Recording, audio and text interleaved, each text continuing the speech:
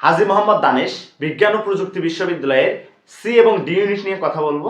তোমাদের merit position কত দূর পর্যন্ত যাবে, কারা সাবজেক্ট পাবে এবং কত মেরিটে কি কি সাবজেক্ট পাবা, এবং সবচেয়ে স্পেশাল যে বিষয়টা নিয়ে কথা বলবো সেটা হচ্ছে কাটমার্ক কত। ভাইয়া তোমরা অনেকে প্রশ্ন করেছো যে হাজী মোহাম্মদ দানেশ বিজ্ঞান ও প্রযুক্তি বিশ্ববিদ্যালয়ে এই জিনিসগুলো নিয়ে কথা বলেন।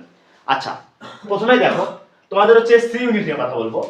সি ইউনিট নিয়ে তোমাদের সি ইউনিটের টোটাল যদি আমি আসন সংখ্যার কথা বলি তাহলে তোমাদের হচ্ছে 284টা টোটাল আসন সংখ্যা রয়েছে এই যে সি ইউনিটে 284টা। এর মধ্যে 60% হচ্ছে কমার্সের স্টুডেন্টের জন্য বরাদ্দ 168টা সিট, আর 40% হচ্ছে আর্টস এবং সায়েন্সের জন্য বরাদ্দ 116টা সিট। আচ্ছা, এখন কি কি সাবজেক্ট আছে এই বিষয়টা আগে দেখি।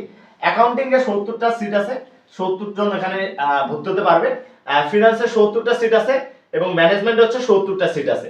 টোটাল হচ্ছে এই তিনটা subject accounting, management, finance management আর মার্কেটিং। সরি, মার্কেটিংটা লেখা হয় নাই এখানে। মার্কেটিং এ আছে হচ্ছে 70টা। হ্যাঁ, 70টা। আচ্ছা, এখন তোমাদের এই 284টা সিটের মধ্যে এখন অনেকে বলছো যে ভাইয়া তাহলে 168টা সিট মেরিট কত দূর পর্যন্ত যাইতে পারে। দেখো তোমরা যারা 400 মেরিটের মধ্যে থাকবা ইনশাআল্লাহ সবাই একটা সিট পারবা, এবং হচ্ছে এবং আর্টসের এবং সায়েন্সের যারা আছে 116টা সিট আছে। এই 116টা সিট হচ্ছে 250 এর মধ্যে যারা থাকবা ইনশাআল্লাহ সবাই এখানে সাবজেক্ট পাবা। আচ্ছা, এইটা জাস্ট তোমাদের হচ্ছে সি ইউনিট। এখন ডি ইউনিটে যদি আসি, ডি ইউনিটে তোমার ইকোনমিক্স হচ্ছে 70টা সিট, ইংলিশে 70টা, ডেভেলপমেন্ট হচ্ছে 40, সোশ্যাল সায়েন্স হচ্ছে 60টা সিট আছে। টোটাল সিট সংখ্যা হচ্ছে 240টা, এবং এই 240টা সিটের মধ্যে তোমরা সায়েন্স, আর্টস, কমার্স সবাই কিন্তু কম্বাইন করে এখানে ভর্তি হতে পারবে। এখন D1 ইউনিটের কথা যদি বলি, এখানে সিট আছে 112টা। হ্যাঁ, D1 112টা।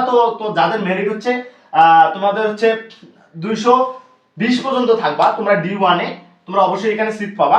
এবং D2 তে এখানে 32টা সিট ফাঁকা আছে, মানে 32 জন ভর্তি হতে পারবে। তো যাদের মেরিট হচ্ছে 80 পর্যন্ত আছে ইনশাআল্লাহ সবাই এখানে আশা রাখতে পারো তোমরা পাবা।